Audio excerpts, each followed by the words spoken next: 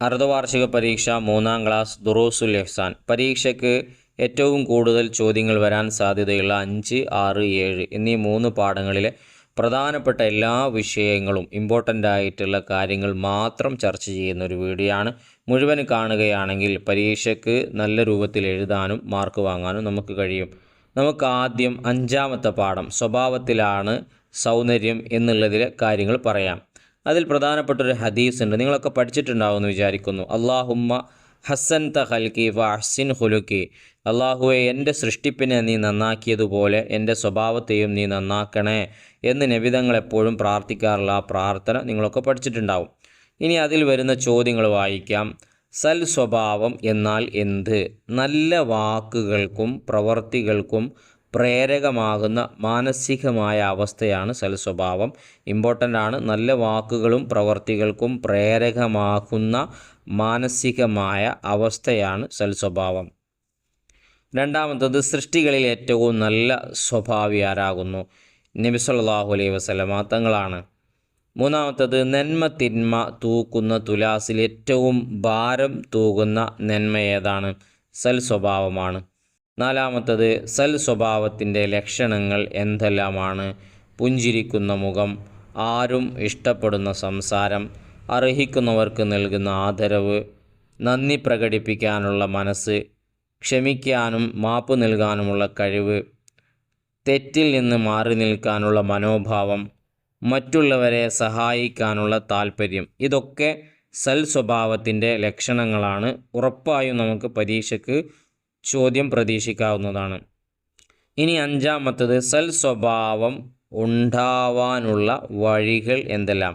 സൽ സ്വഭാവം ഉണ്ടാവാനുള്ള വഴികൾ: നബി സല്ലല്ലാഹു അലൈഹി വസല്ലമയുടെ ചര്യ പഠിച്ച് പിൻപറ്റുക, സൽ സ്വഭാവികളുമായി കൂട്ടുകൂടുക, സൽ സ്വഭാവം ഉണ്ടാവാൻ ദുആ ചെയ്യുക. ഇത് സൽ സ്വഭാവം ഉണ്ടാവാനുള്ള വഴികളാണ്. അതും ഇമ്പോർട്ടൻ്റ് ആണ്, മനസ്സിലാക്കി വെക്കുക.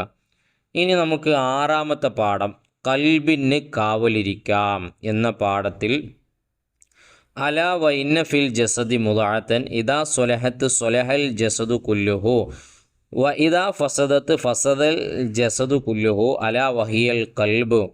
അറിയുക, ശരീരത്തിൽ ഒരു മാംസ കഷ്ണമുണ്ട്. അത് നന്നായാൽ ശരീരം മുഴുവനും നന്നായി, അത് ദുഷിച്ചാൽ ശരീരം മുഴുവനും ദുഷിച്ചു.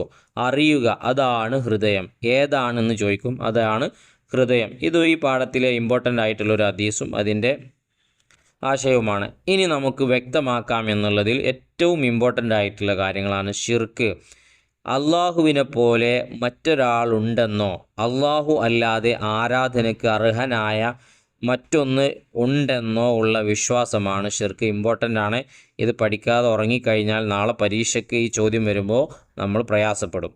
രണ്ടാമത്തത് റിയാ, മറ്റുള്ളവർ കാണാൻ വേണ്ടി ആരാധന ചെയ്യലാണ് റിയാ.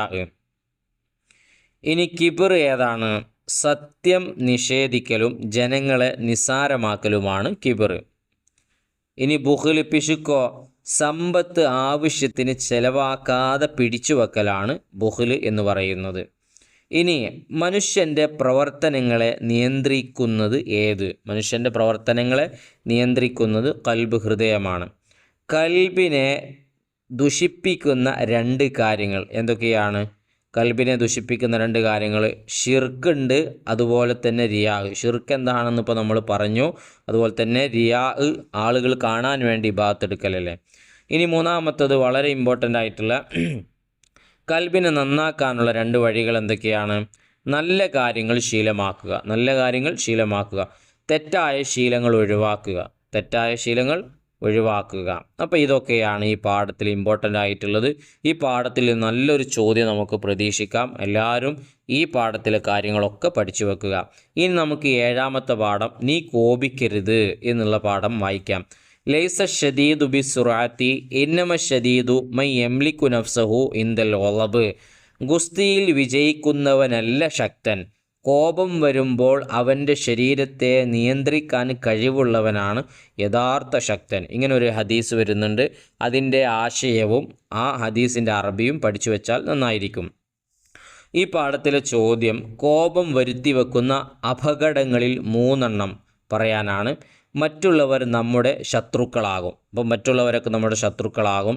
കൊലപാതകം വരെ സംഭവിക്കാൻ നിമിത്തമാകും, കാരണമാകും. എന്നും ഖേദിക്കാൻ ഇടയാകും. പിന്നെ അതോർത്ത് ഇങ്ങനെ ഖേദിക്കും. നരകത്തിൽ കടക്കാൻ കാരണമാകും. ഇതൊക്കെ കോപം വരുത്തി വെക്കുന്ന അപകടങ്ങളാണ്. 2 എന്തായാലും പഠിച്ചു വെക്കുക, ചോദിക്കാൻ സാധ്യതയുണ്ട്. ഇനിയും രണ്ടാമത്തത് കോപം അടക്കാനുള്ള വഴികളിൽ നിന്ന് 2 ഏതാനാണ്?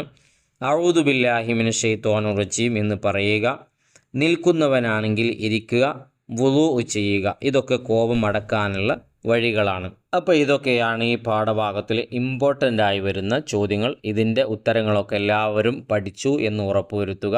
എല്ലാവർക്കും നല്ല മാർക്കോടുകൂടെയുള്ള വിജയമുണ്ടാവട്ടെ എന്ന് ആത്മാർത്ഥമായി ദുആ ചെയ്യുകയാണ്. നിങ്ങളും ഉസ്താദിന് വേണ്ടി ദുആ ചെയ്യണം. നല്ല നല്ല വീഡിയോകളുമായി നമുക്ക് വീണ്ടും കാണാം. സബ്സ്ക്രൈബ് ചെയ്യാൻ വിട്ടുപോയവരുണ്ടെങ്കിൽ ചെയ്ത് കൂടെ കൂടുക. ഇനിയും നമുക്ക് കണ്ടുമുട്ടാലോ.